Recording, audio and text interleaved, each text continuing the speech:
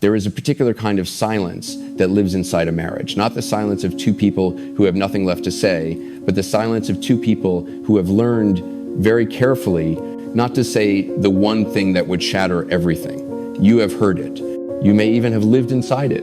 It sounds like ordinary life. It sounds like coffee brewing at 6:30 in the morning, like a man humming something low and private under his breath while he buttons his shirt, like a woman watching him from the doorway and thinking, this is enough. This is what marriage is supposed to feel like. It sounds like a family eating dinner together every Thursday. It sounds like two children laughing in the next room. It sounds like applause in a campaign auditorium. It sounds like a husband telling a crowd of 300 donors that he is fighting for families and meaning it in some deep and broken way that he cannot yet explain even to himself. We are so fluent in the language of ordinary life that we stop listening to it. We mistake fluency for truth. We mistake the absence of crisis for the presence of love. And then one night, a Tuesday, or a Thursday, or maybe a Sunday, when the house is too quiet, we reach for something ordinary, a book left on a shelf, a journal someone forgot to hide, and the silence, which has been holding its breath for years, finally exhales. This is the question this episode will sit inside. What do you do when you discover that the life you were living was entirely real and entirely not what you thought it was? Not a lie constructed from malice, not a betrayal built from cruelty, but a silence so thorough, so inhabited that both of you had learned to call it love. Claire Whitfield is 44 years old. She is a corporate attorney in Washington, D.C. She has been married for 19 years to a man who loves her. She is certain of this. She is also certain now that the word love contains rooms she was never shown. On a Tuesday night in October, 3 years ago, she found her husband's personal journal on the shelf in his home library. It had not been hidden. It had simply been left there the way a man leaves something when he has stopped being afraid of it, or perhaps when he has grown too tired to move it. She was not looking for it. She had gone in to find a specific volume of case law she needed for a brief due Friday. She found the journal instead. By morning, she knew the marriage was over. By morning, she also knew she would never be able to say so publicly, not in this city, not with his name on campaign signs all over the state, not with two children who had never asked to be born into a political family. She has never told this story on camera before. He'd spent years believing the silence between them was just how marriage worked. Welcome back to The Straight Spouse. I'm Harvey Mills. If you're new here, this is a show about one of the most specific and least talked about experiences in modern relationships. What happens when a straight person discovers that the person they married is gay or bisexual or something they were never told? We don't take sides on this show. We don't have a villain and a hero. We have two human beings who both found themselves, for very different reasons, living inside a story they could not fully tell. That is always where we start. Before we go any further, I want to say what we say every episode. This show is a safe space. That means it's safe for the person sitting across from me, the straight spouse who loved someone and found out the terms of that love were different than they understood. And it means it's safe for the person who isn't in this room, the spouse who came out or who hasn't yet or who may never. We are not here to decide who is more hurt or who deserves more sympathy. We are here only to understand what it is like to be a human being navigating something this complicated. The stories and conversations you hear on this show are based on real lived experiences. The names and some identifying details have been changed to protect everyone involved. Some elements of production images, visual aids, certain background elements are supported by AI tools. But the emotions, those are 100% real. The tears are real. The pauses are real. The moments where someone looks down at their hands and cannot find the next sentence, those are real. I want you to know that before we begin. And if you are watching this right now because something in the description caught your breath, if you've been through this, or you know someone who has, or you found out last week and you don't know what to do with your hands, please subscribe. Please share this with someone who needs it. I built this show because these people deserve to be heard. And the more of you who are in this community, the safer it becomes for the next person who needs to tell their story. Tonight's guest, I'll call her Claire. She is 44 years old. She lives in Washington, D.C. She is a corporate attorney, which means she has spent her career reading contracts very, very carefully, parsing language for what is said and what is deliberately left unsaid. She will tell you, I think, that nothing in 19 years of legal practice prepared her to read her husband's private journal. Her husband, Greg, is a state senator. He is currently running for re-election. He is 59 years old. He is, by all accounts, a good senator. He is also, by all accounts, a complicated man. Claire, thank you for being here. Thank you for having me, Harvey. I've been sitting with whether to do this for a long time. I know. And I want you to know there's no rush in this room. We go at whatever pace feels right to you. I thought we'd start not at the beginning of everything, but at the beginning of what you'd call normal. Before any of this, what did your life look like, let's say, 5 years ago? Just an ordinary week? An ordinary week, okay? An ordinary week was early morning, usually. I'm up at 5:30, which Greg always found slightly unhinged. He's a natural night person. He'd stay up until 1:30 reading or playing piano, and I'm the opposite. So our mornings had this overlap window of maybe 45 minutes where we were both awake and in the kitchen at the same time before the kids needed to be somewhere. That 45 minutes was ours. Coffee, the news on low, sometimes not even talking, just existing in the same space. I remember thinking during that time, this is what I love about this, the not needing to fill it. Andrew would come down around 6:15 because he was doing early morning lacrosse practice his sophomore year. Nora always waited until the absolute last possible second. And then it was the chaos of getting everyone out the door, and Greg and I would both leave for our respective offices, and that was it. We operated in parallel most of the day. We'd check in by text, nothing romantic, mostly logistics. Can you pick up Nora? The Hendersons are coming Friday. Did you get wine? And then evenings, depending on whether there was a campaign event or a vote coming up or a deposition I was prepping for, we'd either have dinner together or we wouldn't. But we tried for Thursdays. Thursday dinner was our thing. The four of us, no phones at the table, which the kids respected about 40% of the time. Thursday dinners, what were those like?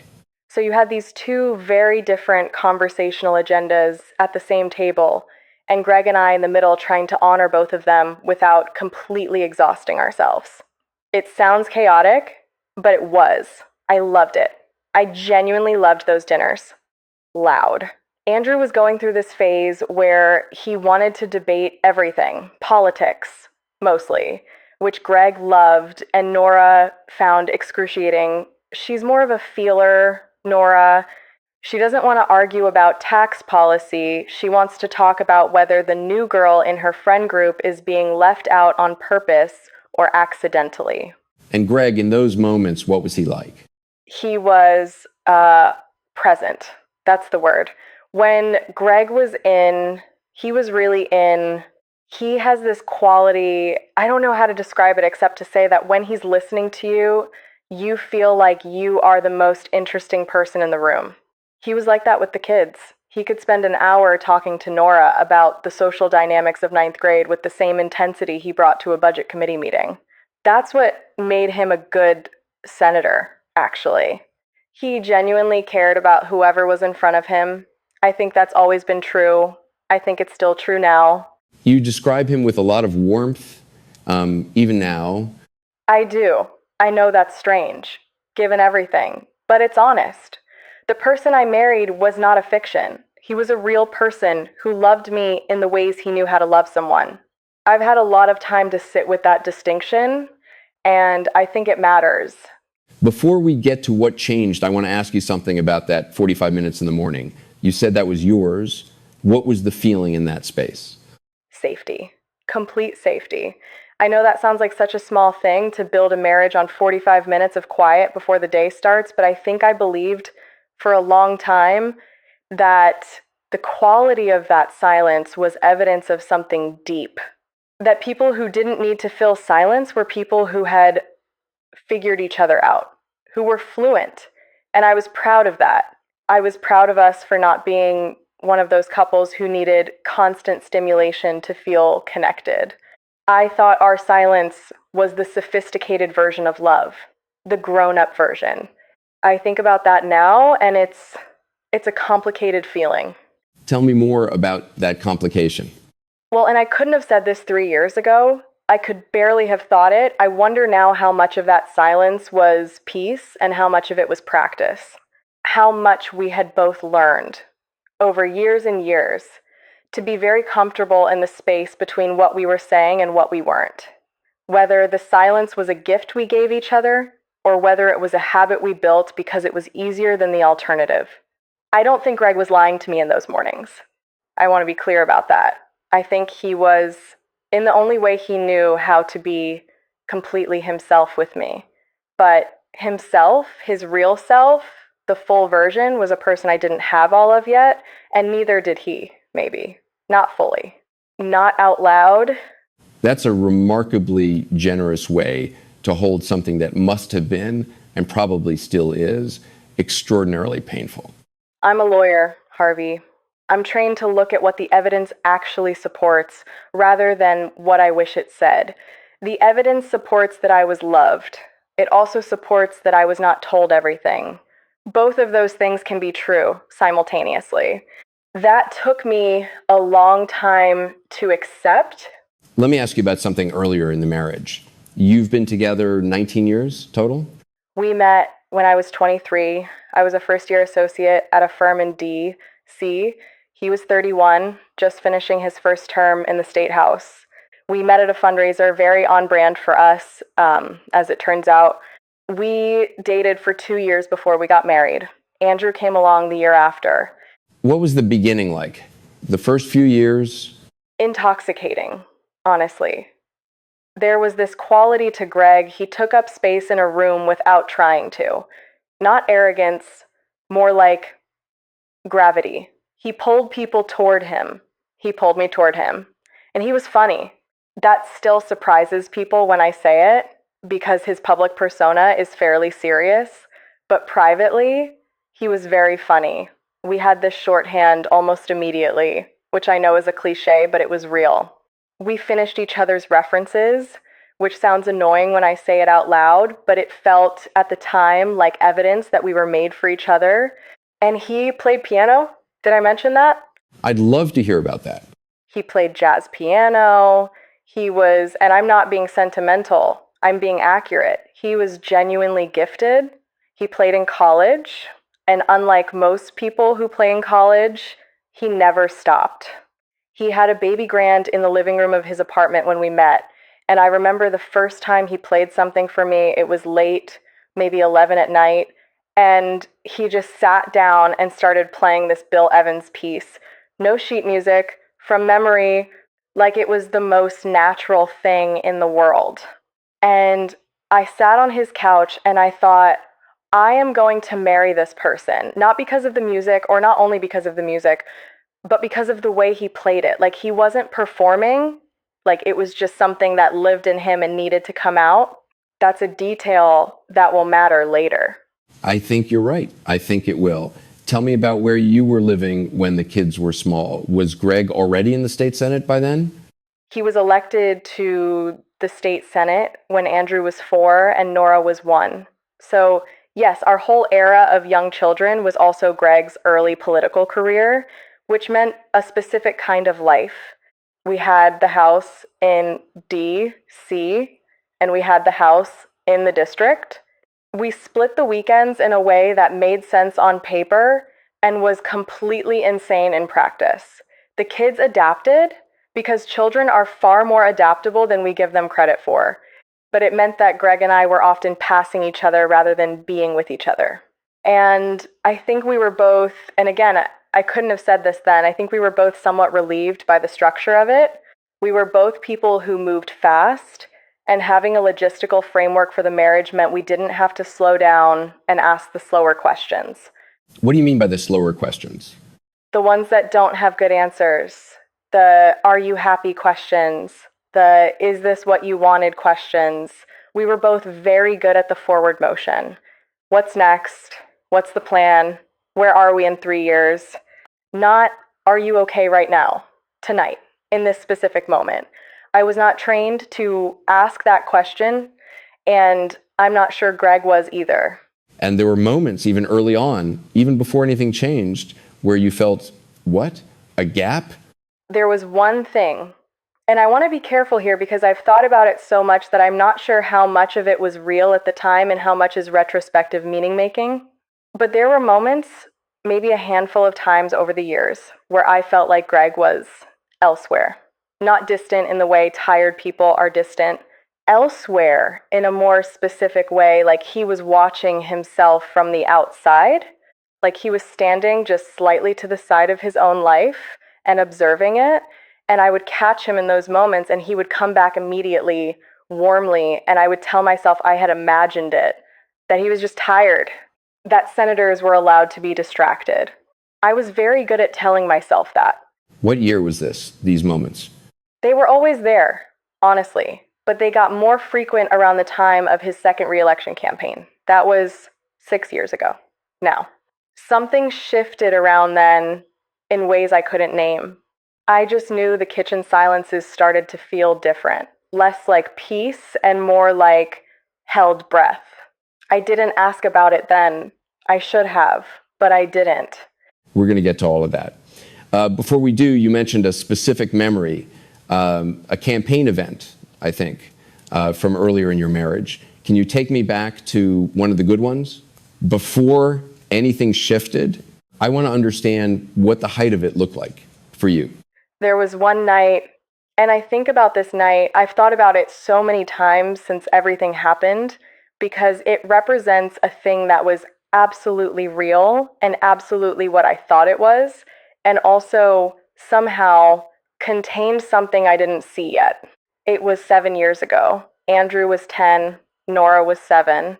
Greg had just won his third term in the Senate by a fairly significant margin, and the campaign committee had organized this dinner, small, 30, 40 people, donors and close supporters at the Henderson's house out in McLean. It was October. That specific October golden hour light that DC gets in the fall, where everything looks slightly more beautiful than it actually is. The Hendersons had a Steinway in their study, and after dinner, without anyone asking, Greg just migrated toward it, the way he always did when there was a piano in the room, like it was magnetic. And he played for maybe 20 minutes. Jazz standards, mostly a little Coltrane, a little Bill Evans, some Monk. And the room went quiet in this particular way. That rooms go quiet when someone is doing something genuinely beautiful. Not polite, quiet, actually quiet. And I was standing near the back with a glass of wine, and I watched him, and I thought, and I remember this thought with real precision, I thought, I am the luckiest person in this room. Not because he's a senator, not because we have the life we have, because that man who can command a committee room and draft legislation and shake 500 hands in an evening and still mean every one of them, also has this private, interior, gorgeous thing. And he gave it to me. He let me be the person who sits next to him when he plays at home, when no one is watching. That's mine. I thought that was mine. And then he finished playing, and the room exhaled, and he looked up from the keys and found me across the room, and he smiled. And it was real. Whatever else I have had to reconstruct or question since then, that smile was real. He was also, I understand now, looking at someone else in that room, not the way I looked at him. A different kind of looking. I didn't see it then. I was looking at his face. I wasn't looking at where his eyes traveled first. I need to stop there for a second. You just said something very quietly that I want to make sure I heard correctly. He was looking at someone else. Yes, yes. At that party, and you didn't see it in the moment. I didn't see it until much later, until after I read the journal. And then I went back through that night in my memory, almost forensically, because that's apparently what I do. And yes, there was someone there, a man, a colleague of Greg's from the state legislature, someone I'd met a dozen times, liked perfectly well, never thought twice about. And when I went back through that night in my mind, I realized Greg had watched him cross the room. The way I had watched Greg play piano, that same quality of attention, and I had looked at Greg and seen love, and Greg had looked at someone else and felt something that I think he had been feeling for a very long time and working very hard to make sure no one else could see. That must be one of the strangest things, to have a memory that felt one way for years and then to go back inside it and find something completely different. It's disorienting in a way that's hard to describe because the memory doesn't change. The facts of that night are exactly the same. The music was still beautiful. His smile was still real. I was still happy. All of that is true. And also, there was a whole other story happening in the same room, and I only had access to mine.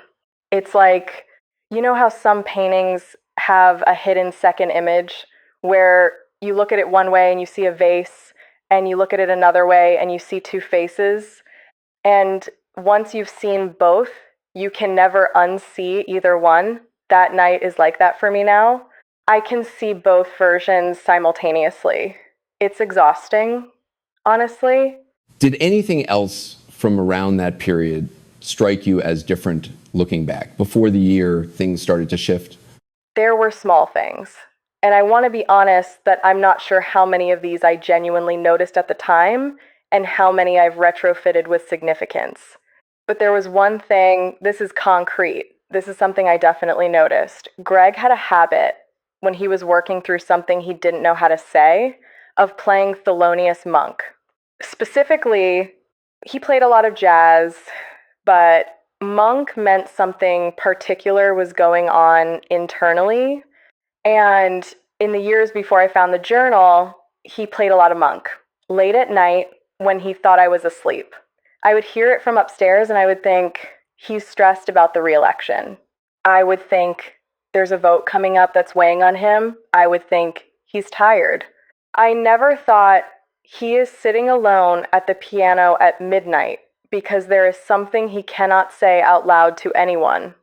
And this is how it comes out. I hear Monk differently now. That stays with me. I want to ask you about those years between the campaign dinner and when things started to change. Specifically, one question: was there a moment anywhere in that period where something he did or didn't do made you pause? Where something felt not quite right, even for a second, and you couldn't explain why? Yes, one specific moment. And it's small. It will sound small, but it's the one that I kept returning to before I had the language for any of this. It was about 4 years ago. We were at a dinner party, the Prestons, mutual friends, nothing significant. And someone made a comment, the kind of comment that people make at dinner parties in DC when they're trying to be edgy and mostly just reveal something about themselves, a comment about a mutual acquaintance who had recently come out, something dismissive. The kind of thing that's not outright cruel, but carries within it the assumption that queerness is a punchline, or at least an aberration. And I said something back, I don't remember exactly what, something mild and corrective, because I'm a lawyer and I don't let things like that pass without noting them for the record. And I looked at Greg expecting him to back me up. He said nothing. He looked down at his dinner plate, and then he changed the subject very smoothly, the way he changes subjects in committee meetings. Not deflection, exactly, but redirection. Purposeful, expert, and I remember feeling confused. Greg was not the kind of man who sat on the wrong side of that kind of comment. He had LGBT staff. He had voted consistently on the right side of those issues throughout his career, so the silence didn't fit. And I filed it away the way you file things that don't fit. I put it in a box in the back of a shelf somewhere, and I closed the door on it. That box turned out to have other things in it, things I'd been filing away for years without realizing I was doing it. What else was in that box? Well, that's what the journal told me. Let's go there then. But before we do, can you tell me about the weeks leading up to finding it? What was the atmosphere in the house? Where were things between you? On the surface, fine. Campaign season, so Greg was busy, which was normal. I was in the middle of a large merger case, which meant I was also busy, which was also normal. The kids were doing what teenagers do. Andrew was applying to colleges, which was its own particular brand of household anxiety.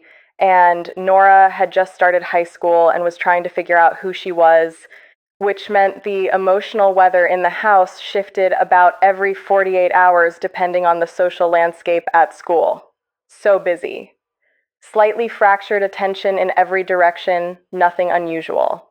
But there was one thing that I was aware of, somewhere underneath the surface. Greg had been careful, more careful than usual. And not in a cold way. He was warm with the kids, warm with me. The Thursday dinners were still happening, but there was a quality of deliberateness to his warmth. Like he was choosing it, selecting it from a menu. And I knew that. And I filed it under election stress and kept moving.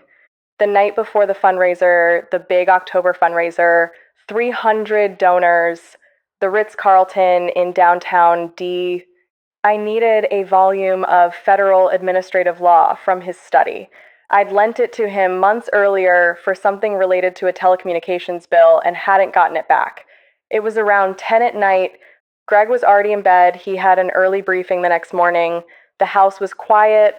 I went into his study, which is also his library, and I was scanning the shelves for the spine of the book, and my hand landed on something that I almost moved past entirely.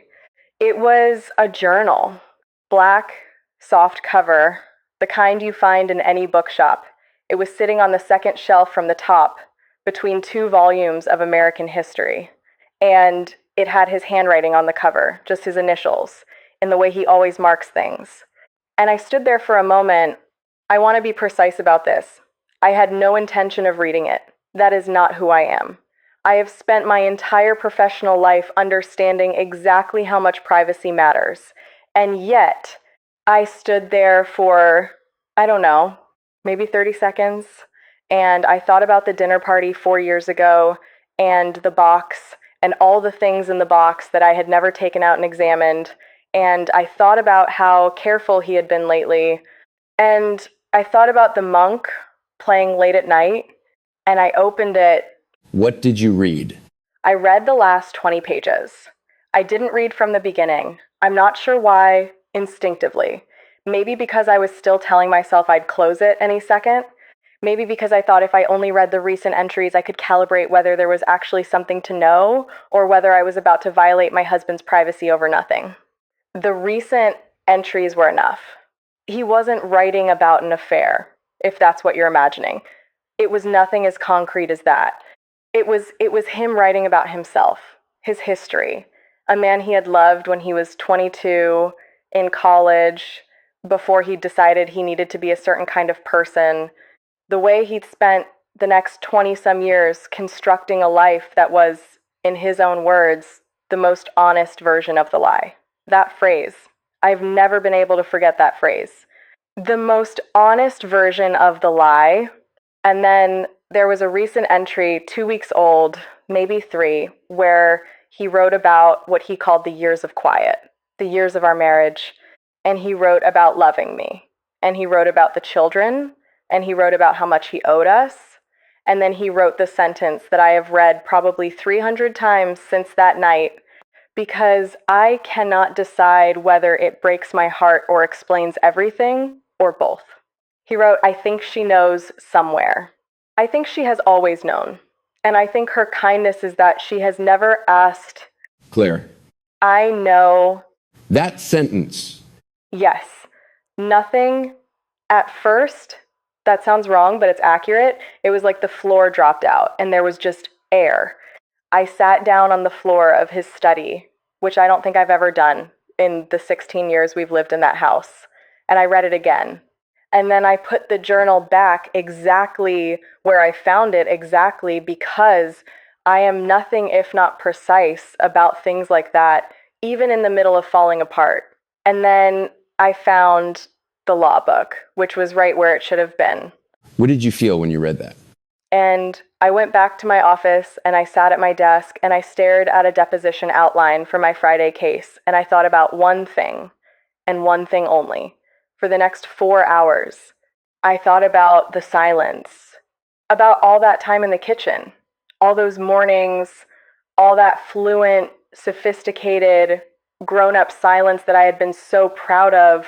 And I thought he wasn't finding peace in that silence. He was surviving it.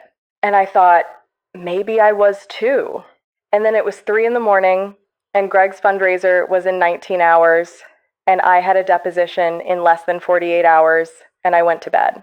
And I lay next to him in the dark, and I listened to him breathe, and I did not touch him, and I did not sleep. And by the time the sun came up, I knew 2 things with absolute clarity. The marriage was over. And I could never be the one to say so. Why not? Why couldn't you say so? Because saying so would require an explanation. And an explanation would require me to say why, and saying why in this city, with this man's name on signs all across the state, with his re-election campaign entering its final 6 weeks, would mean I don't even need to finish that sentence. You understand what it would mean. I had read it in his own words. He was trying to be the most honest version of the lie, and I was now required, by every force I could see bearing down on me, to become part of that, to smile at the fundraiser that night, to stand beside him, to shake 300 hands, which I did. I wore a navy dress, I had a glass of Pinot Grigio that I didn't finish, I smiled at people I've smiled at for 15 years. And at one point during the evening, Greg put his hand on the small of my back, his usual gesture, the one that reads as affectionate to a room full of donors, and I felt it like a question I didn't know the answer to anymore. That was the last night of the marriage I thought I had. I just didn't know yet what the next one would be. Let me stay with you in that moment. You're lying next to him in the dark. You've been awake since before midnight. The sun is coming up. And you already know, you said that with real certainty, you already know the marriage is over, but you also know you cannot say it. What is it like to hold both of those things at the same time? In your body, in that room, in that bed? It's the strangest kind of double consciousness. You're aware of every ordinary thing with this unbearable precision, the sound of his breathing, the weight of the comforter, the specific gray quality of early light in a D. See, October. And underneath all that ordinary texture, you're running a completely parallel track of thought that is anything but ordinary. It's like standing in a beautiful room that, somehow is on fire, except the fire is invisible. And you are the only one who can see the smoke. And what I kept coming back to in those hours before dawn was not anger. I expected anger. I know myself reasonably well. I'm not a person who absorbs that kind of information without eventually converting it into something forceful. But in those specific hours, there was no anger. There was something much quieter and much harder to name. The closest I've come is grief. Not the explosive kind, the slow, cold kind. The kind where you realize something has already been over for a long time and you're only now receiving the notification. And the person lying next to you, did he feel different? Did the physical proximity of him feel different after what you'd read? Yes and no. He was still Greg, the same person who had been next to me in that bed for 16 years. His breathing pattern hadn't changed, his presence hadn't changed, and that was almost the hardest part, that he was exactly the same person he had always been, because it meant I had to revise not the last night, but the last 19 years. I wasn't losing a stranger. I was losing the person I understood best in the world, and I was losing him in retrospect. There's a specific kind of loneliness in that. You can't explain it to someone who hasn't been there. It's the loneliness of being the only one in the room who knows the room has changed. I want to go back a little. You mentioned a dinner party 4 years before the journal where Greg went silent when someone made a dismissive comment. You said you filed it away. I'm curious about the filing because you're clearly someone who processes things very precisely. What made you able to file that away so efficiently? Because the alternative required a question I wasn't ready to ask. That's the honest answer. The filing wasn't unconscious exactly, it was more like an agreement I made with myself. A tacit agreement. The way lawyers sometimes decide not to depose a witness they're not sure they want to hear from, because once you ask the question, you own the answer. And I think somewhere below the level of language, I understood that asking would change everything. So I became very skilled at not asking. What I've come to understand since then, and this took a lot of therapy, I want to be honest about that, this didn't come naturally, is that I had help. My own psychology had help. The life Greg and I had built together was constructed in a way that made the not asking very easy. The busyness, the parallel schedules, the political life that gave us a reason to always be moving forward. We had accidentally engineered an existence in which there was almost never a moment where someone might have said, "Stop. Let's look at this thing we've been not looking at." We were too good at forward motion to ever stand still long enough to be found out. That's something I want to hold on to. You said we engineered it, not him. That's correct. I engineered it too. I'm not a passive person in any dimension of my life, and I wasn't passive in this either. I chose the pace. I chose the logistics. I chose to find comfort in the forward motion rather than examining the thing underneath it. I have had to sit with my own agency in all of this, and that is not comfortable, but it's true. Was there a specific moment between the dinner party 4 years ago and the night you found the journal where your own suspicion became something you actually let yourself look at directly, even briefly? Once. There was one moment. It was about 2 years before the journal. Greg had been at a conference in Richmond 2 nights, state legislative, something, I don't remember the exact event. And when he came back, he was different in a way I couldn't calibrate. Not distant, if anything, he was more present than he'd been in months, more tender. He brought flowers, which was not his usual register, and he was attentive in a way that felt like something he was choosing rather than something spontaneous.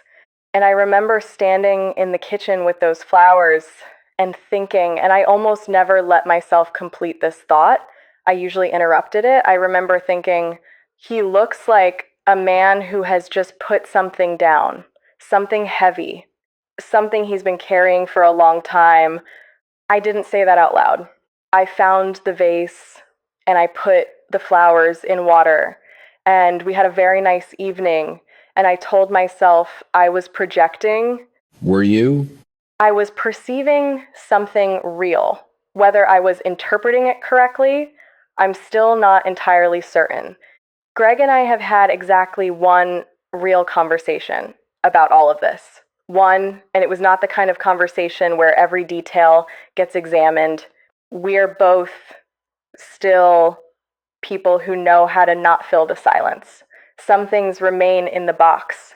But I think what I was perceiving that night, the man putting something down, I think I was right about the quality of it.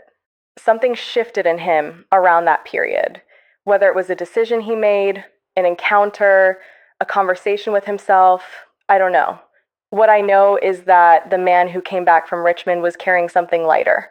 And the man I'd been sleeping next to for years before that had been carrying something I hadn't been allowed to name. That detail, the flowers, the tender quality, the way you describe it as chosen rather than spontaneous, I think a lot of people watching this will recognize that. The moment when the kindness feels like it's compensating for something. Yes, exactly. And I want to say this carefully because I don't want to make it sound like all kindness between us was compensatory. It wasn't. Greg is a genuinely kind person. But there is a difference between kindness that comes from love and kindness that comes from guilt. And I think I had been receiving both for years, and I had let myself believe they were the same thing because they feel the same in the moment. They're indistinguishable in the receiving. You only know the difference when you finally know what was underneath. And here is the thing I've had to make peace with. Even the compensatory kindness was real. Even if it came partly from guilt, it also came from love. Those two things were coexisting in him. And I spent a long time trying to figure out which one was the real one. And eventually I understood that asking which one was real was the wrong question. They were both real. The love was real, and the guilt was real, and the silence was real. All of it was real. It was just not all of it. There's something in what you just said, it was just not all of it, that I think is going to stay with a lot of people. You've described over the last hour someone very carefully managing the space between what was real and what was complete. And I think what strikes me sitting here listening to you is how much of that management you were also participating in without knowing what you were managing. That's the thing that took the longest to understand. I was a co-architect, an unknowing one, but still, the silence required two people. The life we built required two people. And the particular shape of our blind spot, the way we'd organized ourselves to be always moving, always productive, always connected through logistics rather than vulnerability, that didn't happen to us. We built it together. And I think Greg was grateful for it in ways he may not have fully understood himself. And I was proud of it. And neither of us was wrong to be what we were. We just were not enough for what the other one actually needed. When did that understanding come to you, that you were a co-architect? Much later, well after the journal, well after the first terrible months. I want to tell you where that understanding came from, but I think it belongs to a different part of the story. Because what came immediately after the journal was not understanding. What came immediately after the journal was the fundraiser. Tell me about that. Walk me through the fundraiser, the navy dress, the 300 people. I want to tell you something about being a litigator, because I think it explains how I got through that night. When you are in court, or in a deposition, or in a negotiation, you develop the ability to be completely present in the performance of your role, while another part of your mind is running a separate analysis. It is not dissociation. You're not absent from what's happening. You are fully there. You are just simultaneously elsewhere. It's a professional skill, and it is also, as it turns out, a survival skill. That night, I was both entirely present and entirely absent. I was Claire Whitfield, wife of State Senator Greg Whitfield, at a campaign fundraiser, doing exactly what I had done at dozens of these events over 15 years. I knew the names. I remembered the children. I asked about the renovation on the house in Chevy Chase, about the daughter at UVA, about the case working its way through the Fourth Circuit that one of Greg's donor attorneys was tracking. I was flawless. I am not saying that with pride. I'm saying it because I think it's important to understand what the brain does when it has no other option. It performs with extraordinary precision, and Greg was Greg. Warm, present, commanding, without trying to be. He gave a speech that was genuinely good about public education funding, which he has always cared about, which is real, which has nothing to do with any of this. And people responded to it the way they always respond to Greg when he's on.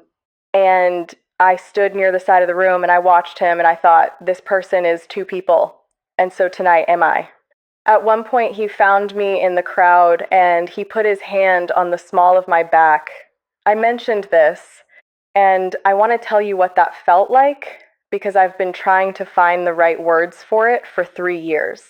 It felt like a sentence in a language I had just found out I only partially understood.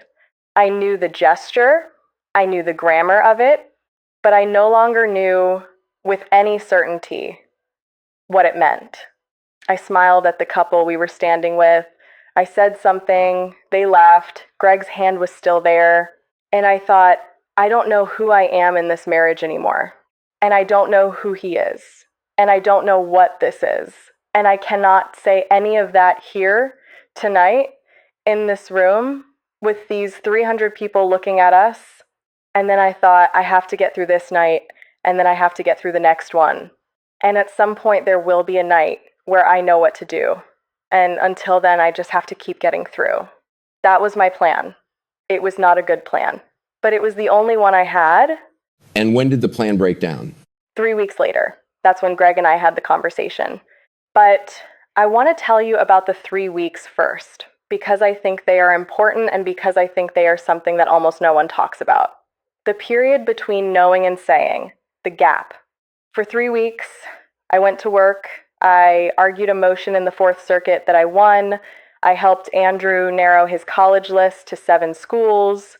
I sat across from Greg at 4 Thursday dinners, and I watched him be a father and a husband and a senator. And I felt not anger. I felt this very specific thing that I've since come to call compassionate grief. I grieved for him, for what it must have cost him for 30 years to be the most honest version of the lie, for the midnight piano, for all the monk.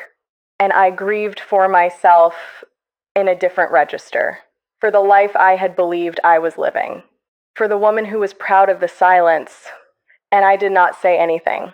Why not? For 3 weeks, why not? Because I was trying to understand what I wanted to say. I am not a person who leads with reaction. I'm a person who prepares. And I needed to know before I opened my mouth what the conversation was going to be about. Was it going to be about the marriage, about the children, about the campaign, about him, about who he was and what it had cost him, about me, about what I had lost and what I needed, about all of it? I didn't know yet. And I am constitutionally incapable of beginning a conversation I don't know how to finish. And when you finally had it, where were you? How did it start? We were in the kitchen a Sunday morning. The kids were both out. Andrew was at a college visit. Nora was at a friend's house. And Greg came downstairs and started making coffee. And I was already at the table with my coffee. And the silence started, the usual 45-minute silence, except this time I couldn't inhabit it. I sat there for maybe 4 minutes and I thought, I cannot do this anymore. Not this silence. Not today. And I said, Greg, I read the journal. What happened? He put down the coffee, he turned around, and his face did something I've never seen it do before or since. It collapsed, and then it rebuilt itself in about 3 seconds. Like watching a building be demolished and then see the next one rise in its place in real time. And then he sat down across from me and he said, how much did you read? And I said, enough. And he said, I'm sorry. And I said, I know. And then we sat there for a long time without saying anything, which is, I suppose, very on brand for us. Even at the end of the marriage, even in the worst moment, we defaulted to the silence. Except this time, the silence was different. This time, we were both in it completely. Both of us knowing exactly what was there, neither of us pretending otherwise. And I think as terrible as that morning was, it was the most honest silence we had ever shared. I want to sit with that for a moment. The most honest silence. I know how it sounds, but it's true. For the first time in perhaps the entire marriage, we were both occupying the same silence for the same reason. We both knew, and we were both in the grief of it together. That's not nothing. That's actually something. What happened after the silence broke? He told me. Not everything. I don't think anyone could tell everything in one morning, and I don't think I could have received everything in one morning, but the shape of it, the long shape of it, who he was and how long he had known, and what it had cost him, the choices he had made, the reasons he had made them. And I listened the way I listened to everything with attention and with some part of my mind simultaneously taking notes, not literally, but in the way you take notes when someone is telling you something that you know you will need to return to. He was crying. Greg Whitfield, who I had never seen cry in 19 years of marriage, not at his mother's first health scare, not when Andrew was born, not even at the campaign victory parties where everyone else was weeping. Greg was sitting across our kitchen table on a Sunday morning crying into his coffee. And I handed him a napkin because I am practical above all things. And I said, I'm not angry at you. I need you to know that. I'm not angry. And he looked up and he said, you should be. And I said, maybe, but I'm not. And that was true then. It became more complicated later. The anger came later, and it was real, and it deserved to exist. But in that moment, the first morning, I was not angry. I was sad. And I was, in some strange and specific way, relieved, because the silence was finally, irreversibly over. Did he know about the fundraiser, that you had stood next to him for 4 hours knowing? Yes, I told him. And I think that was the thing that hit him hardest, in a way. Not the fact of the journal. I think some part of him may have always known that the journal being on that shelf was a kind of test he was setting himself, whether consciously or not. But the fundraiser, the 3 weeks, the fact that I had gone to work and argued a federal motion and helped Andrew with his college list and sat through 4 Thursday dinners without saying a word, I think that hit him because he understood exactly what it had cost, and because he had spent 30 years paying similar costs himself, and he recognized it. He said, you didn't have to protect me. And I said, I wasn't protecting you, I was protecting the children and myself. And our ability to have a real conversation instead of a crisis. He looked at me for a long moment, and then he said, you are the most extraordinary person I have ever known. And I said, I know that, but that's not enough, Greg. That was never the issue. For everyone watching right now who may have just heard their own story in some part of what you've described, the not asking, the filing away, the way you can know something and somehow not know it at the same time, I want to say that experience has a name. What Claire is describing is something psychologists actually call motivated cognition. It's not delusion, and it's not stupidity, and it's not weakness. It is the mind's completely understandable response to a truth that would require dismantling everything. If you've been there, you're not alone. And if you're watching this and thinking about someone in your life who might need this community, please share this episode. That's all we ever ask. Someone out there is sitting in a silence right now that they don't have words for. Maybe this is part of giving them some. Claire, what happened to the rest of that Sunday? We talked until about 2 p.m, and then we ran out of what we were able to say. The way you run out of oxygen at altitude. And Greg went upstairs, and I sat in the kitchen alone for a while. And then I did something that I think is either very human or very strange or both. I made soup. I made a big pot of minestrone, Andrew's favorite, because Nora was coming home at 5 and someone needed to feed people. And I stood at the stove and I made soup and I cried for the first time. Not sobbing, just the quiet kind of crying where you don't notice it's happening until your sleeve is wet. And the soup was very good. I remember thinking while I was making it, the soup is very good. And somehow that felt important. That something I could do was still working correctly. Andrew came home that night from his college visit and he was excited about the University of Virginia. And I sat at the dinner table and listened to him talk about the campus tour and the lacrosse program and the economics department. And Nora talked about her friend's new dog. And Greg sat across from me and we looked at each other once, and in that look was everything we hadn't said in front of the children. All the grief and the acknowledgement and the terrible tenderness of two people who have loved each other for 19 years and are now trying to figure out what shape that love takes when the structure it lived inside has to change. After the kids went to bed, Greg sat down at the piano. He played for a long time. Not Monk. He played Chet Baker. Almost Blue. Over and over in different variations for maybe an hour. I sat on the stairs and listened. I didn't go in. I just sat in the dark at the top of the stairs and let him play. And I thought, this is the last night of the life I knew, not the last night of my life. Not the last night of good things, or meaningful things, or things worth having. Just the last night of the particular version of things I had believed in. That felt like it deserved a little sitting with. Anger came later, that it was real and it deserved to exist. How long after that Sunday did the anger arrive? About 6 weeks after the initial shock and the grief and the strange, sad tenderness of the first conversations, after all of that softened enough for me to actually look underneath it, the anger was very specific. It was not anger at Greg for being who he was. I want to be clear about that. I have never been angry at him for being gay. That's not his fault. It's not a choice. It's not something he did to me. It simply is. What I was angry about and what I had every right to be angry about was the years of not being told, the years of being given a partial version of my own life, the years of believing that the silence was peace when some significant portion of it was secret. I was angry because I had been making decisions, major life-defining decisions, on the basis of incomplete information. I had chosen a career path that kept me in DC, partly because his career kept him there.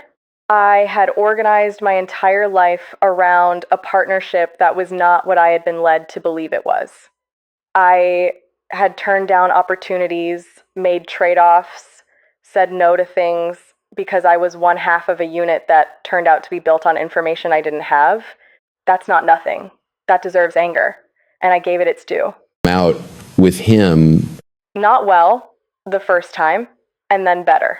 We had one conversation. It was a Thursday, not a dinner, just the two of us, after the kids were in bed, where I said everything I've just said to you. Not calmly, not with the lawyer's precision I default to.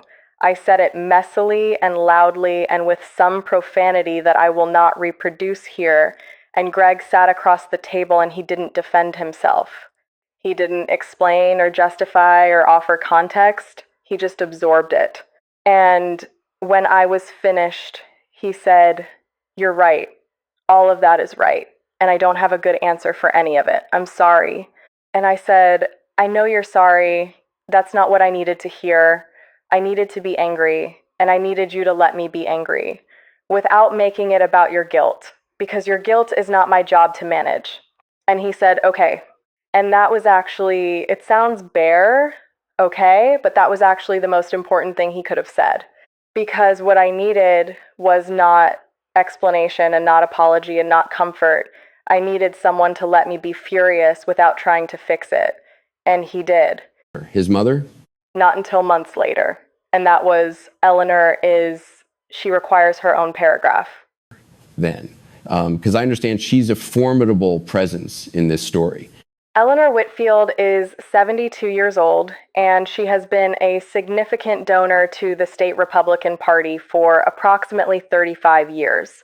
She is sharp, she is perceptive, she is warm in the particular way of Southern women of a certain generation who have learned to express love through absolute attention to detail. She notices everything. She would have made an extraordinary attorney. And she has always had a specific quality of awareness around Greg that I could never fully decipher. She watched him the way you watch something you're worried about, not anxious, not hovering, watchful, from a respectful distance, but watchful. And I had always interpreted that as the particular vigilance of a mother whose son is in public life. Now I wonder whether she knew in the way some mothers know, and whether she had been watching him with the specific love of someone who understands exactly what it costs a person to be the most honest version of the lie. When we told her, and I say we because Greg and I agreed to do it together, which I think matters, she was quiet for a moment that seemed very long. And then she looked at me, not at Greg, and she said, "How are you doing, sweetheart?" Not, "How did this happen?" Not, "What does this mean for the campaign?" Not, "What do we do now?" "How are you doing, sweetheart?" I cried, which I almost never do in front of other people. I cried because it was the first time someone had asked me that question. In all of the weeks of managing and containing and performing, no one had simply asked how I was. And Eleanor, formidable, watchful, impeccably controlled, Eleanor asked it first. She said, I want you to know that whatever happens between you and Greg, you are my family. That does not change. And then she looked at Greg and she said, I need a minute with Claire. Go outside. And Greg went outside. She said, I had a feeling. I want you to know I wasn't certain. I want to be very clear about that. But I had a feeling, and I made the wrong choice in not asking. And I'm sorry for that too. And I said, Eleanor, this was not your confession to make. And she said, no. But I could have done more to make sure you weren't alone. And I didn't. And I'll carry that. She took my hand across the table. She has hands that look like Greg's, same long fingers, same slight calluses on the right side. I noticed that the genetics of hands, and I thought, this woman who I have spent 17 years slightly afraid of is the person sitting with me right now. And somehow that makes sense. Because she's the one who has been watching the longest. She's the one who understood the cost. About the children. Andrew was 17, Nora was 14. When did they find out? Andrew first, about 2 months after Greg and I had our first conversation. He's 17, he was applying to colleges, he was paying attention to things, and I think he had picked up on something in the temperature of the house, even though we were being careful. Greg and I agreed we would tell them together, we would be honest but measured, we would not make them responsible for our grief. And Andrew listened. The way Andrew listens to everything, with this very still quality of attention. And when Greg finished, Greg did most of the talking in that conversation. Andrew was quiet for a moment, and then he said, are you guys going to get divorced? And Greg said, we're figuring that out. And Andrew said, okay, I need to think. And he got up from the couch, and he went to his room. And he was in there for about 2 hours, and then he came back out, and he sat down at the kitchen island, and he said, I just want to make sure Nora's okay. She's going to take it harder than me. He was right. He was completely right. And the fact that his first response was about his sister, that hit me harder than almost anything else in those months. That kid, he's something. And Nora? Nora. Nora went through 3 stages in about 48 hours. The first was grief. She cried, long and hard, the way 14-year-olds cry, which is without any filter. She was not crying about what it meant politically or socially or in terms of her future. She was crying because her dad wasn't what she thought he was, and that is the most direct and pure version of the loss. And it deserved to be felt exactly that way. The second stage was anger, directed at Greg.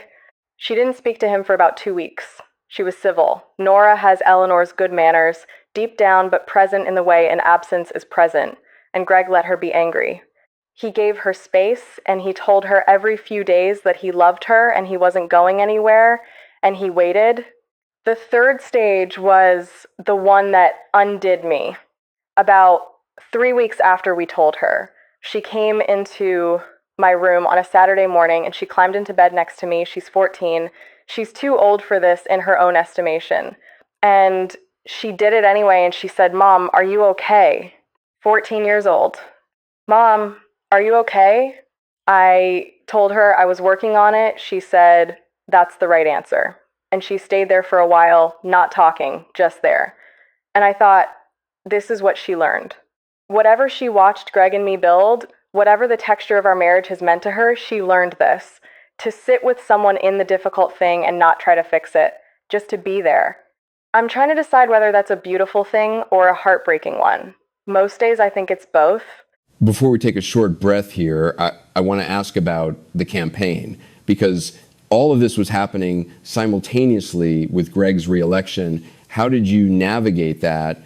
That was the hardest external thing, because Greg and I had agreed, and I want to be clear that this was a mutual decision, not something he asked me for. and I reluctantly gave we agreed that the campaign would continue as planned, that we would not make any public announcements about our marriage during the campaign season, and that we would revisit everything after the election. And I agreed to that because the alternative, blowing up the campaign, forcing a public conversation about something deeply private in an environment where the narrative would be written by people who were not us, was worse. Not just for Greg, for the kids, for Eleanor, for the staff who had given years to this work. So I made a choice, a fully conscious, fully voluntary choice to continue performing the role of Greg's wife in public while privately we were in the middle of the hardest thing we'd ever done. And I want to say clearly, that choice was mine. He did not ask me to make it. I made it because I assessed the situation and decided it was the right one for my family. But it was extremely costly. Let me not understate that. There was one event, a Sunday afternoon rally, late October, about 6 weeks before the election.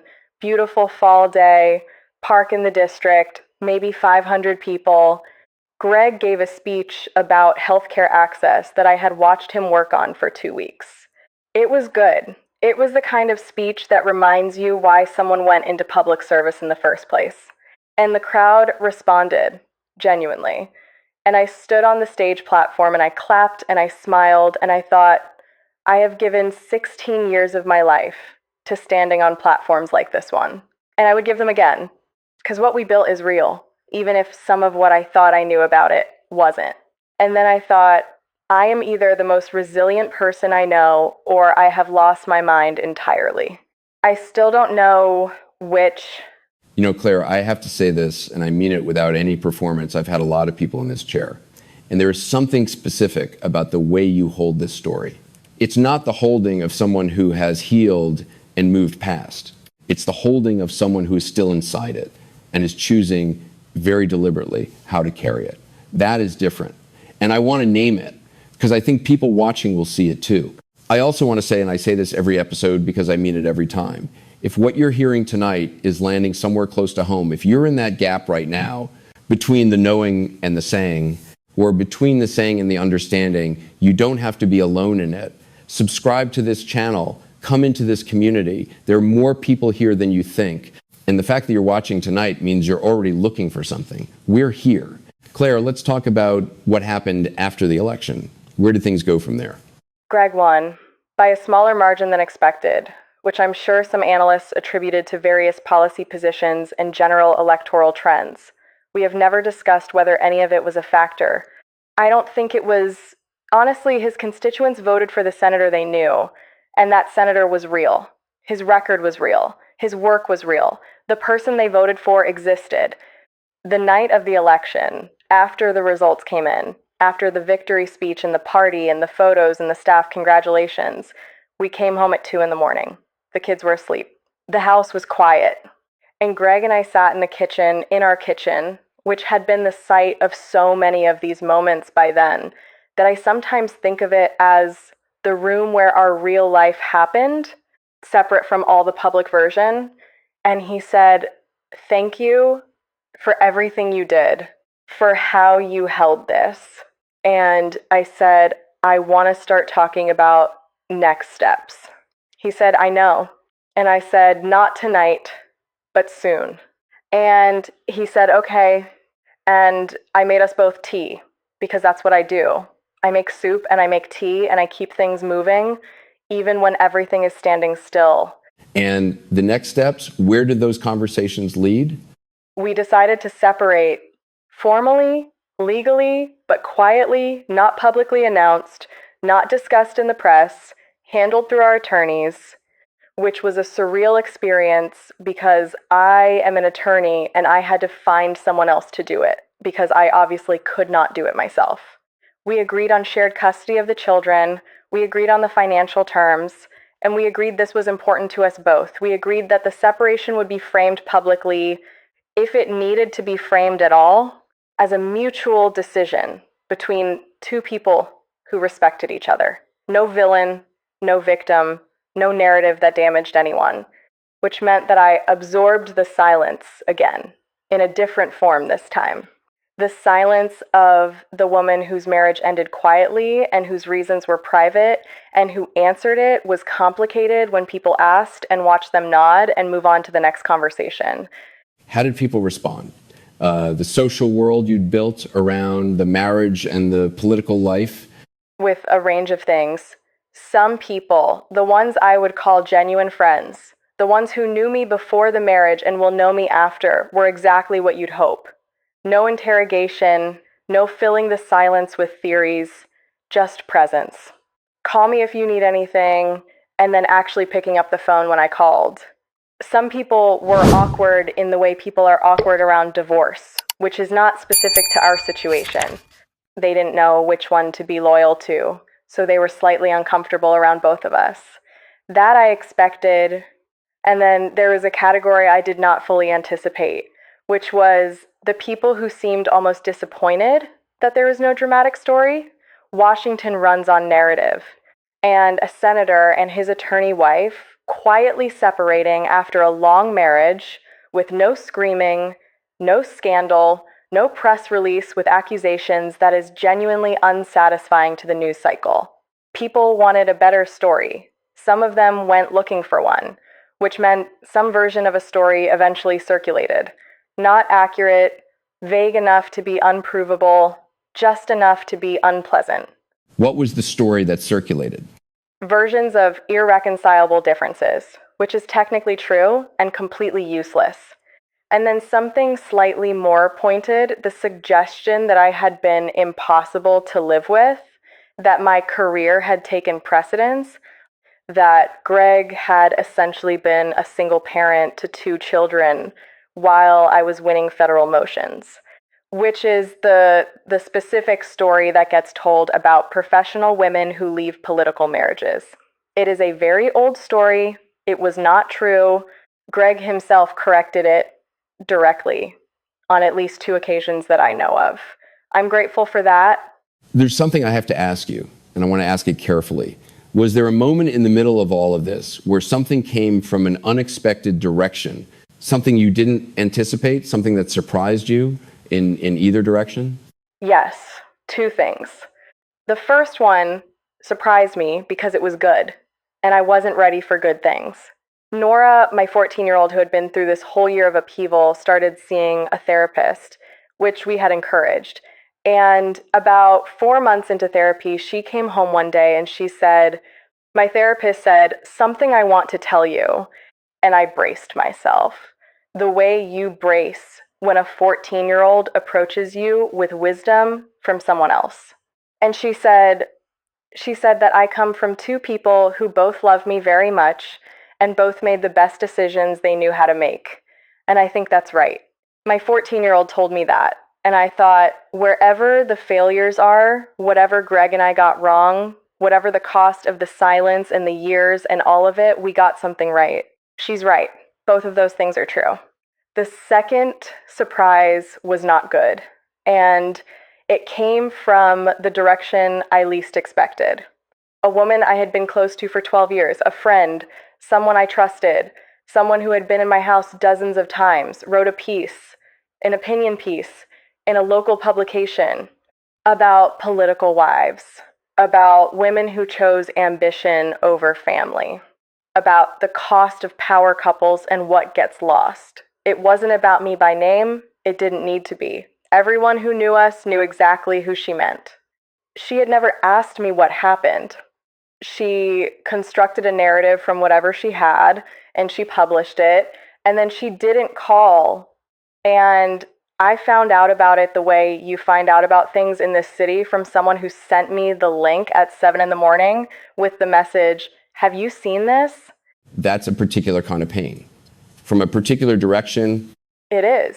And it took me a long time to understand what it actually hurt, not the public aspect. I'm a litigator. I have a reasonably well-armored public self. What hurt was the assumption underneath it. The assumption that a woman whose marriage ends in a political family must have done something wrong. That the story of a woman walking away, even when the walking away was the most rational, most compassionate, most deliberate choice available is, by default, a story about failure, about a woman who didn't love enough or sacrifice enough or hold on enough. I held on for 3 years after that journal. I held on through the election and through the separation and through the children's grief and through Eleanor's hands across the table and through the soup and the tea and the 400 "how are you" conversations where I said, "Fine, thank you," because the real answer required more than the situation could hold. I am not a woman who didn't hold on. No, you are very much not. The friend has not called. I have not called her either. Some silences are not worth filling. How long after the separation did it take before there was something resembling ordinary life again? Not the performance of ordinary life, but actually feeling it. Longer than I wanted, shorter than I feared. The honest answer is that I don't think there was a single transition point, no morning where I woke up and thought, I'm on the other side now. It was more like the gradual return of sensation after something goes numb. You don't notice it happening. You just notice one day that you're not numb anymore. But I can tell you what I did, specifically because I think the doing mattered more than anything else in that period. The actions were the scaffolding before the feeling came back. In the first 6 months after the separation became real, after Greg moved his things to a furnished apartment about 2 miles from the house, which was close enough for the kids and far enough for me, I established routines with a kind of deliberateness that was almost clinical. I was up at 5:30, the same as always. I made coffee, the same way. I'd stopped running sometime during the campaign year, let it go, the way you let things go when you're managing everything else. And I started again. Not far, just 30 minutes through the neighborhood, in the dark, before anyone was awake. There was something important about that. Being in a body that was doing something it had chosen to do, moving through space that asked nothing of me except to be present in it. I had always been a reader, but during the marriage it had been professional reading, almost exclusively briefs, case law, the occasional policy paper, things Greg brought home from the legislature. After the separation, I went back to reading for myself. Fiction, mostly. I hadn't read a novel in years, and I had genuinely forgotten the specific relief of living inside someone else's story for a few hours each night. The permission to care about someone else's problem instead of your own. I read Morrison and Monroe and a lot of Joan Didion, which in retrospect was perhaps not the most comforting choice, but Didion has a quality of precision in grief that felt true to who I was.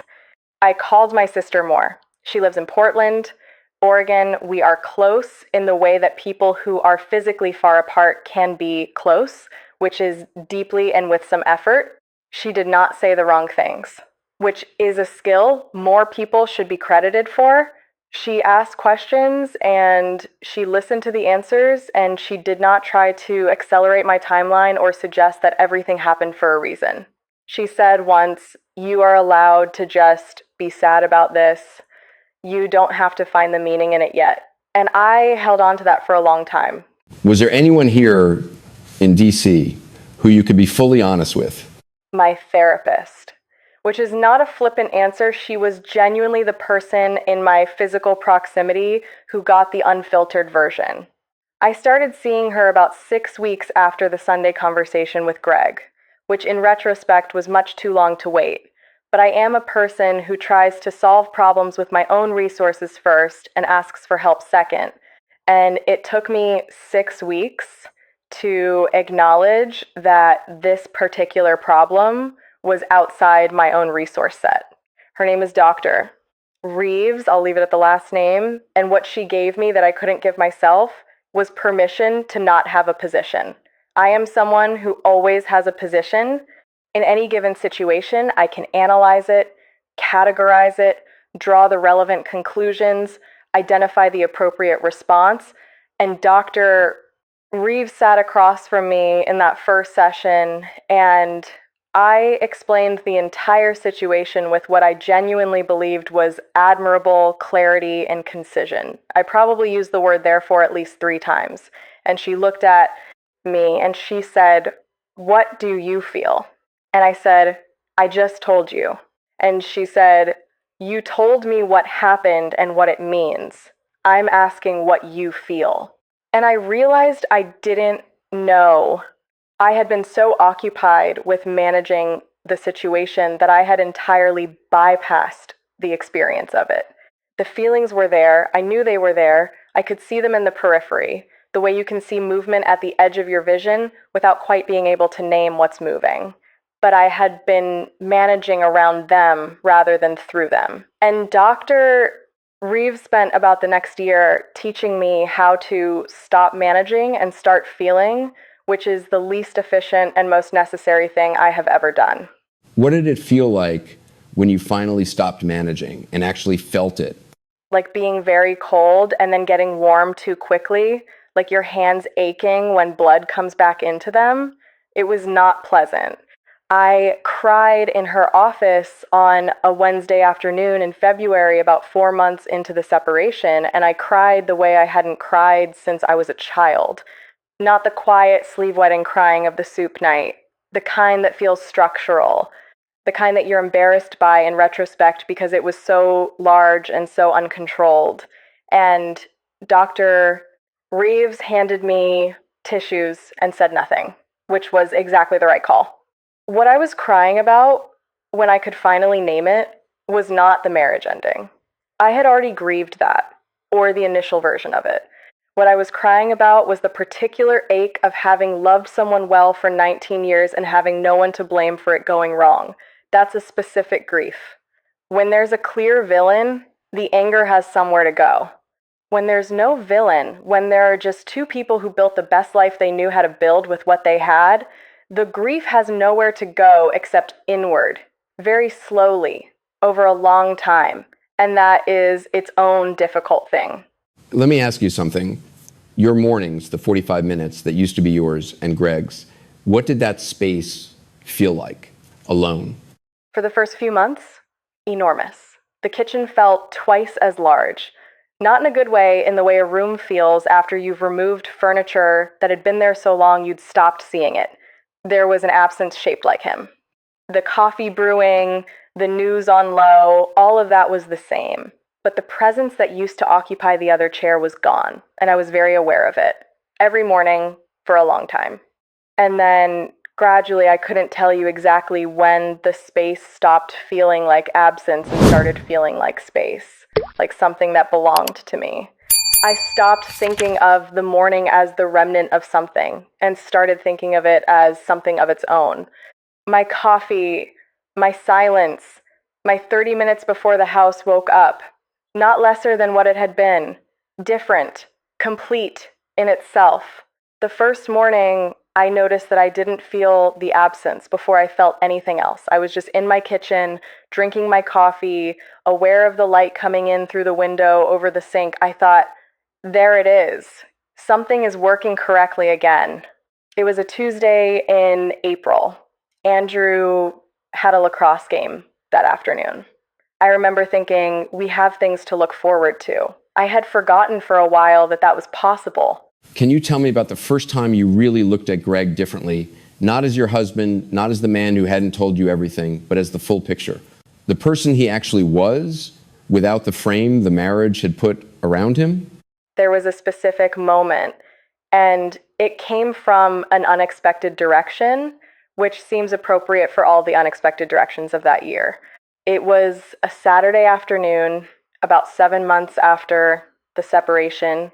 Greg had the kids for the weekend. We had settled into a rhythm by then, alternating weekends, and I had learned to treat those weekends as time that belonged to me rather than time that had been taken from me, which is a distinction that required work to maintain. I was at home alone, and my phone rang, and it was Eleanor. She called to check in, which she had started doing more regularly. We had become, in the aftermath of everything, unexpectedly close. And in the course of the conversation, she mentioned, without any particular emphasis, that Greg had joined a small jazz ensemble.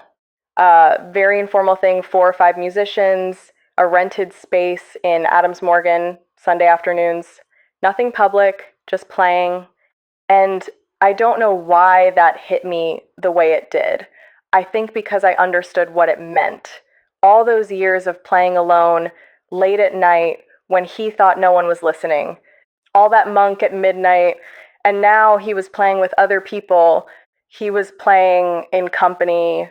He was bringing the thing that lived inside him, the private, interior, gorgeous thing I'd watched him play at the Hendersons all those years ago. He was bringing it into a room with other people and letting them hear it. I put down the phone after I said goodbye to Eleanor, and I thought, he's finally putting the piano in a room where it can be heard. And I was glad.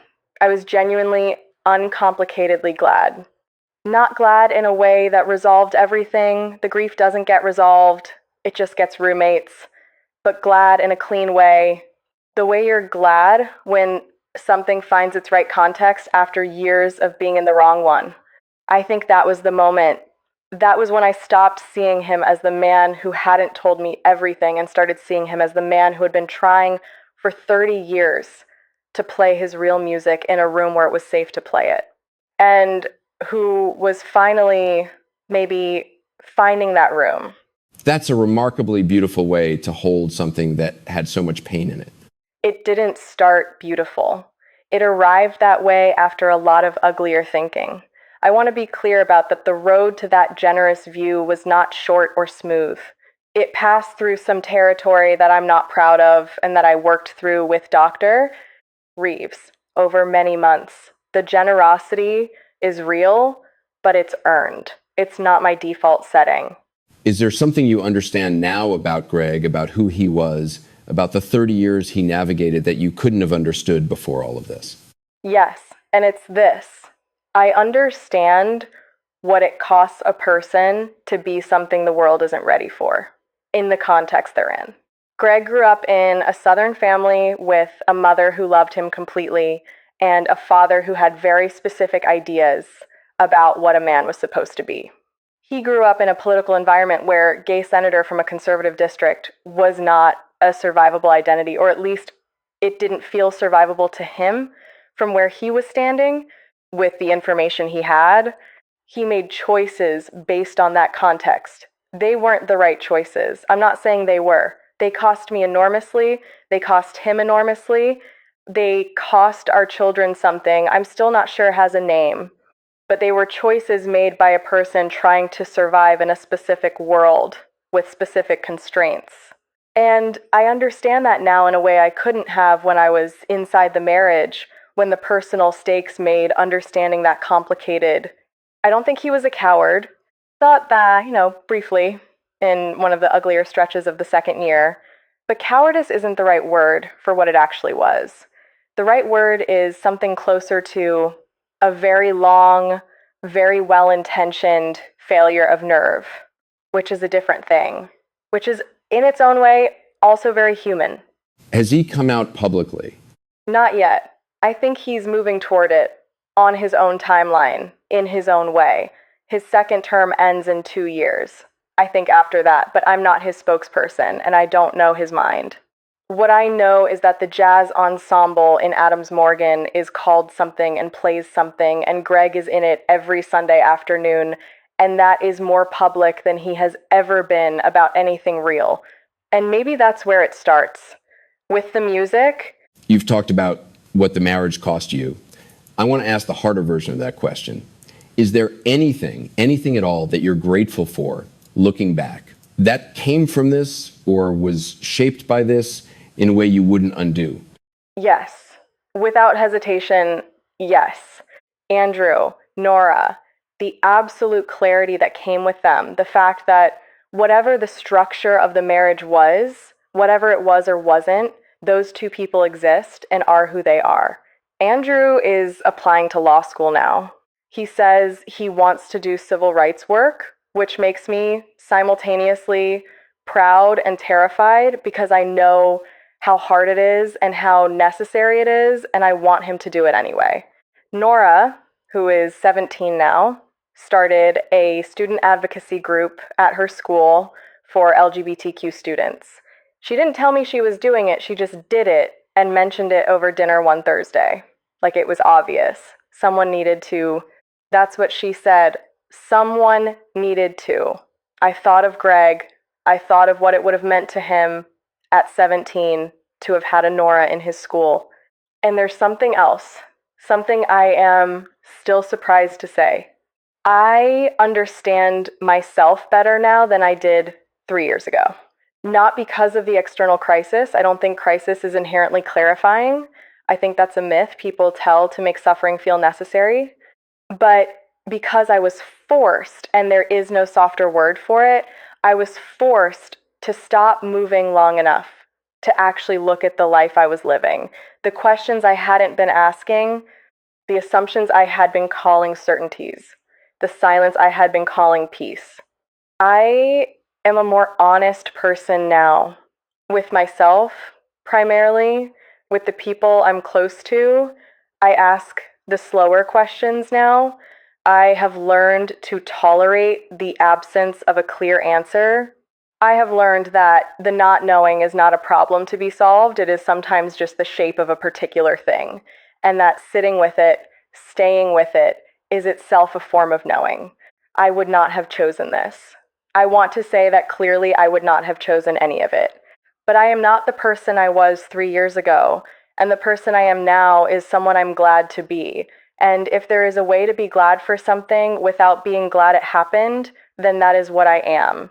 Claire, I want to sit with this story a little longer before we hear from the people who've been watching tonight. There's something that has stayed with me throughout this entire conversation, and it goes back to where we began. The silence. You've talked about silence as something you were proud of, then as something you grieved, then as something you learned to live inside differently. And you ended your last answer with the idea that sitting with not knowing is itself a form of knowing. I want to connect that to something. At the beginning of this episode, there was a question posed about what happens when a life is entirely real and entirely not what you thought it was. And I want to try to answer that now, having heard you. Because I think you've already answered it, actually. You just answered it in pieces over the course of 2 hours. And what I heard, underneath all the precision and the legal framing and the extraordinary composure you bring to this, what I heard is this: the life was real, all of it. The 45 minutes in the kitchen and the Thursday dinners and the campaign fundraisers and the piano, it was real. Greg's love was real, the family was real, the grief was real, and the thing that wasn't complete, the part you didn't have, that was also in its own way real, it was real in him, sealed off and midnight quiet for 30 years. And what you have done, what I think is genuinely remarkable about how you are carrying this, is that you have refused to let the incompleteness undo the realness. You have refused to let the fact that you didn't have the whole picture mean that what you had wasn't true.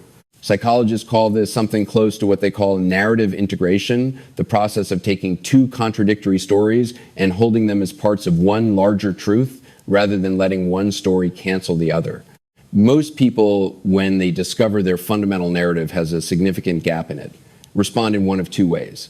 They either try to retroactively erase the entire story, it was all a lie, none of it was real, or they freeze the story at the moment of discovery, permanently defined by the betrayal. What you've done is neither. You've expanded the story to be large enough to hold both versions at once. And that is genuinely rare. The second thing I want to name is what I think of as the cost of fluency. You described early on being proud of a marriage that didn't need to fill the silence. And I think a lot of people in long partnerships, not just the ones involving hidden identity, but any long partnership will recognize that particular pride. We mistake fluency for depth. We mistake the ability to exist comfortably in silence with a partner for evidence that we know each other completely. And what your story invites us to do, what it absolutely demands, if you let it, is ask whether the silence in our own lives is peace or practice, whether we are resting in it or hiding in it. And the third thing, and this is the one I keep returning to because I think it's the most difficult, is the question of what we owe each other in love.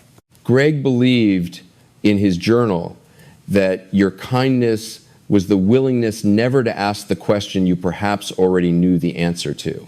And maybe he was right. In some narrow sense, you were kind. And the kindness had that quality of protection in it. But I think what your story actually reveals is that there is a limit to the kindness of not asking. that there is a point at which the kindness of not asking becomes the silence that costs both people something, and that the deeper kindness, the more difficult one is to ask. Even when you're afraid of the answer, even when the answer will change everything. Because living inside an incomplete story is a kind of exile, and the person you love deserves better than exile, and so do you. I don't have a clean resolution to offer there. I don't think there is one, but I think that's the question this episode is going to leave some people with tonight, and I think that's worth sitting with. Claire, thank you, genuinely, for the precision and the honesty and the courage it takes to be this articulate about something this difficult. Thank you for asking the right questions. That matters more than people think. Now let's hear from some of the people who've been watching tonight. We get an extraordinary range of responses to this show, and I want to read some of the ones that arrived around this story, because I think the conversation that happens outside this room is as important as the one that happens in it. Mary Beth from Birmingham, Alabama, left us this. I'm 3 years out from my own version of this story, and I want Claire to know something. The day you stop automatically reaching for the other coffee cup before you remember you only need one that day comes. I promise it comes. Mine was a Tuesday in March, standing in my own kitchen in the same kind of early morning quiet, and I reached for the mug and stopped, and I thought, I didn't do that out of habit, I did that out of memory. And memory and habit aren't the same thing. Memory is something you choose. What Claire said about the space becoming its own thing, that's exactly right. The space is yours now. Everything in that kitchen is yours now. I'm rooting for her. That distinction between habit and memory, I've been thinking about it since I read it. There's something in there worth keeping. The next one comes from a username, JohnPDX47. No location given, and I want to read it because it's the kind of comment I think some people are thinking but not saying. I've watched 3 episodes of this show now, and I want to say something respectful but direct. I noticed that the person who did the hiding always gets a lot of compassion in these stories, and I wonder sometimes if that's fully earned. Greg kept a journal about his most honest version of the lie for what sounds like years. He knew every morning in that kitchen. He knew at every Thursday dinner. He knew when he watched Claire argue federal motions and raise his children and stand on campaign platforms, and the journal wasn't hidden. Maybe that's not forgetfulness. Maybe that's outsourcing the hard conversation to chance. I'm not saying he's a monster. I'm saying accountability gets complicated when the harm is long and slow and quiet.